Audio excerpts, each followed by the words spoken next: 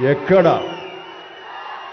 కళాకారులు గౌరవించబడతారో సన్మానించబడతారో ఆ రాజ్యం సుభిక్షంగా ఉంటుంది, చల్లగా ఉంటుంది అన్నది మన పెద్దలు చెప్పిన మాట. ఈ రోజున ఈ పౌర సన్మాన సభ చూస్తుంటే, ఇంతమంది వేల మంది తరలి వచ్చేటువంటి సభ చూస్తుంటే, ఇంత పద్మ పురస్కారాలతో ఇంతమంది కళాకారులకు గొప్ప వ్యక్తులకు ఇక్కడ సన్మానం జరుగుతుంటే నాకు అది అక్షర సత్యం అనిపిస్తుంది.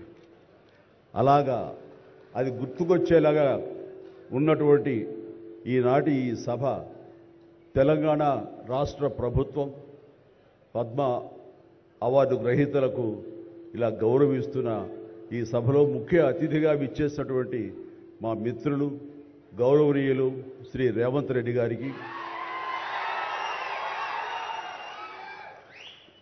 మరొక సోదర సమానులు ఉప ముఖ్యమంత్రి బట్టి విక్రమార్క గారికి, ఈనాటి ఈ సభాధ్యక్షులు జూపల్లి కృష్ణారావు గారికి, మా సినిమాటోగ్రఫీ మినిస్టర్ కోమటిరెడ్డి వెంకటరెడ్డి గారికి, మరొక మిత్రులు మంత్రివర్యులు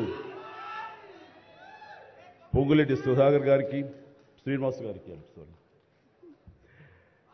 ఇక ఇతర పెద్దలకు, అలాగే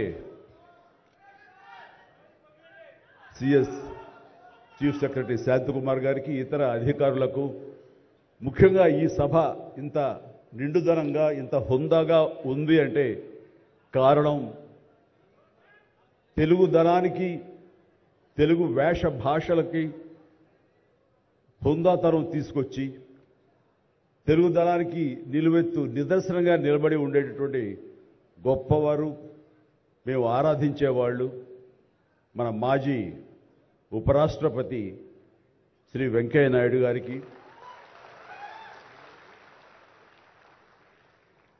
ఇక్కడ విచ్చేసినటువంటి ఆహ్వానితులకు, కళాభిమానులకు, సినీ అభిమానులకు, నా అభిమానులకు అందరికీ హృదయపూర్వక నమస్కారాలు తెలియజేసుకుంటాను.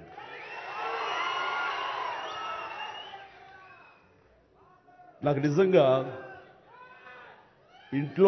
మా ఇంట్లో అడిగారు, పద్మ విభూషణ్ అవార్డు అనౌన్స్ చేయగానే చాలా ఆనందంగా, ఎంత ఆనందపడుతున్నారు ఏంటంటే, నిజంగా పద్మభూషణ్ అవార్డు వచ్చినప్పుడు నాకు ఉన్న ఆనందం అంతా ఇంత కాదు.